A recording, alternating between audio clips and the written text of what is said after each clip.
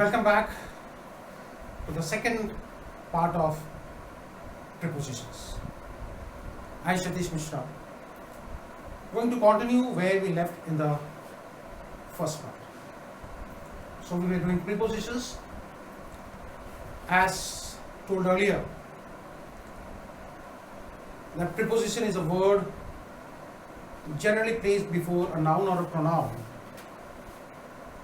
to show the relationship with the object in terms of time, place, position, direction, etc. There are four types of prepositions: simple, compound, participle, and phrasal prepositions. In ICSE, we just take two types. They are simple and compound prepositions. Phrasal prepositions are used in ICSE. We are going to deal that later on. So last day we read about different types of prepositions. Now I come to the next part of the preposition. Last day we had read about at, in, since, for, between, among, etc.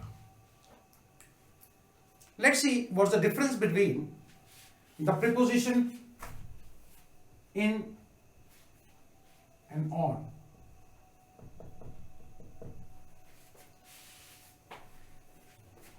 When exact date is given, the preposition used is on. But when exact date is not given, the preposition used is in. For example, India got its independence in 1947. But when the exact date is given, the preposition used is on. For example, India got its independence on 15th August 1947. So that is the difference between in and on. Next we come to two more prepositions. What are they? On, upon. When we use something which is at rest, the preposition used is on. For example, the servant sat on the floor. Something which is at rest, the preposition used is on. And something which is in motion, the preposition used is upon. For example, the cat jumped upon the table. So something which is at rest, the preposition used is on, and something which is in motion, the preposition used is upon. Next, we come to the next we come to the next two prepositions, by and till. When do we use by? By is used when we tell which is not later than. That means a time period which is not later than. For example,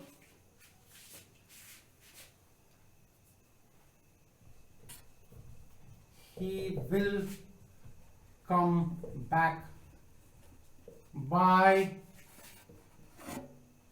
10 o'clock, which means not later than. And when do we use till? Till is used when we talk about for a certain period of time.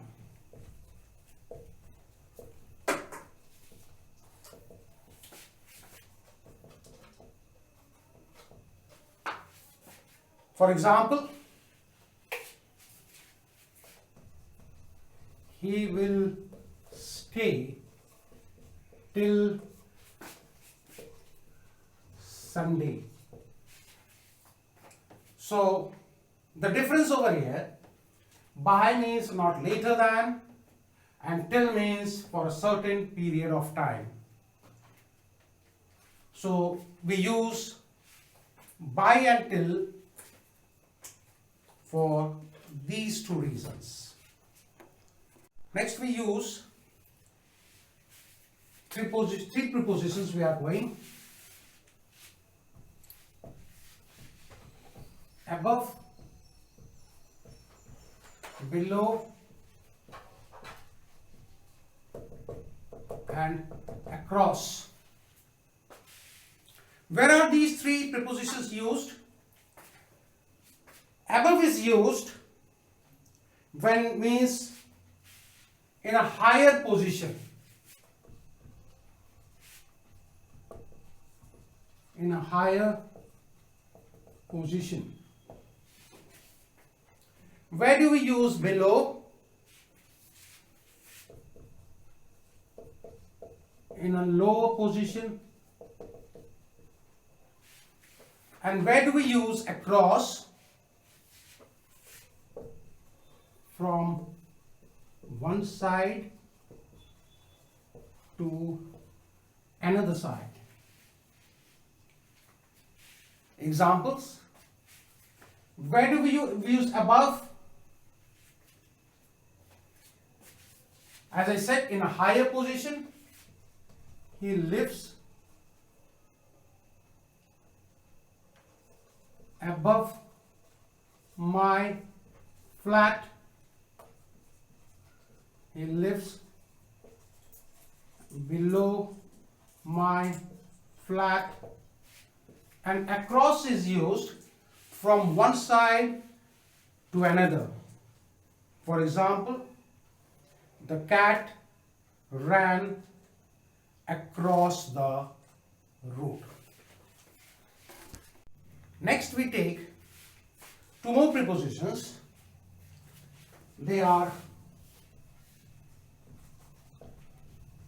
through and around. When do we use through? Through is used for a piercing action, and around is used for surrounding position.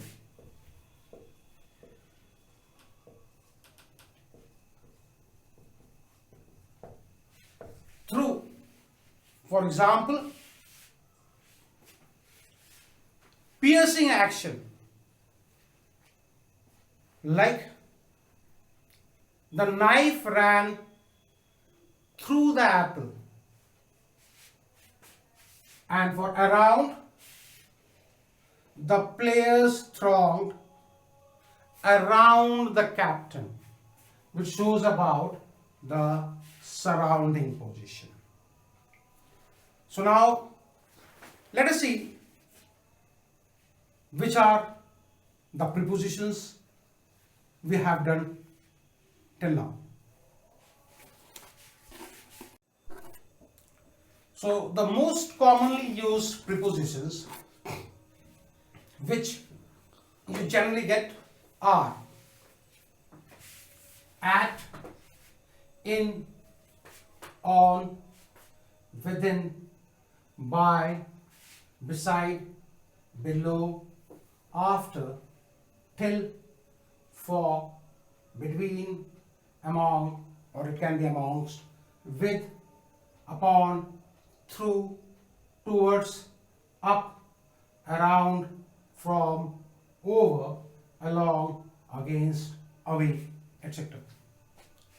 Generally, if you see the pattern in the last 10 or 15 years of papers, the board examinations,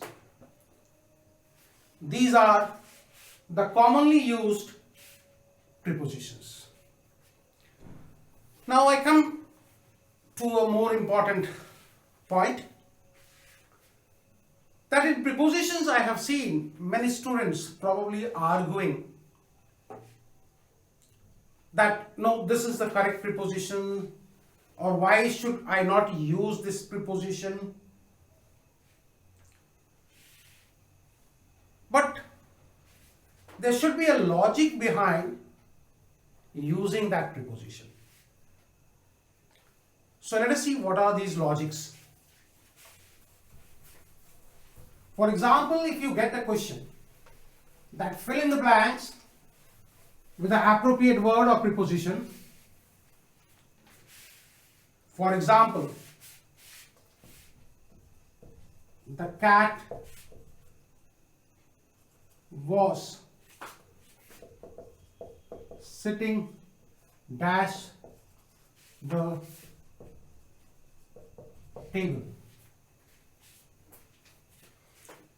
Now, the most appropriate word which is used, the cat was sitting under the table. But many students come up with the idea that I have seen a cat sitting on the table. Definitely a cat can sit on the table. Nobody says that the cat cannot sit on the table. Definitely it can sit on the table. But the most appropriate place for a cat to sit is not on the table, but it should be under the table. Similarly, the pen was kept on the table. But if you say that the pen was kept under the table, naturally you can keep the pen under the table. But that is not the appropriate place. The appropriate place for the cat was sitting under the table, and for a pen it should be on the table. So you should be sure that you use the appropriate words. One question was very interesting, I saw in the board paper a few years back. And many students probably, when I teach them for the first time, they probably get shocked that how is it possible? The question was, I ran dash the teacher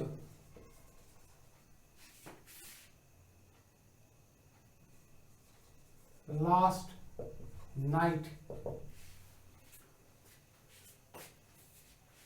Or probably the question was, I ran dash the teacher at the mall last night. And the preposition used was into. So the first time I tell them that preposition into is used over here, they probably don't believe it. But as you know that over here ran into describes about a phrasal one, that I ran into the teacher last night.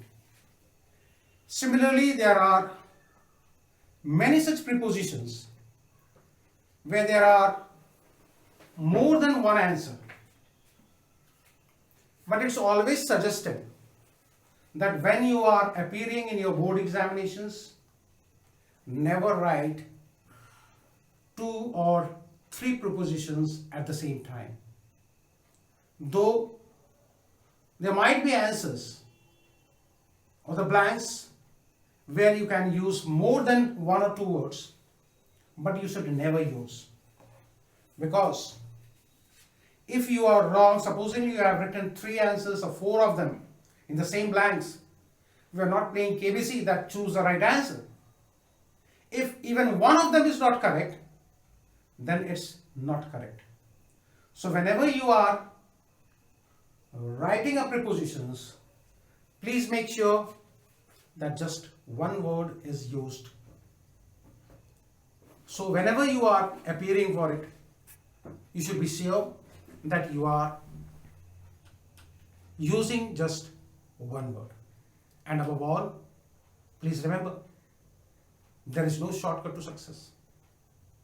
Prepositions are the same. As much as you use them, you are going to be correct. The only way is practice, practice, and practice. So keep on practicing. Along with this, I am going to give you certain questions which you will find at the end of it. Answer them, send it back to me. I am going to check them and reply to you. So keep on practicing prepositions till we meet in the next with new topic, synthesis of sentences. Till then, goodbye.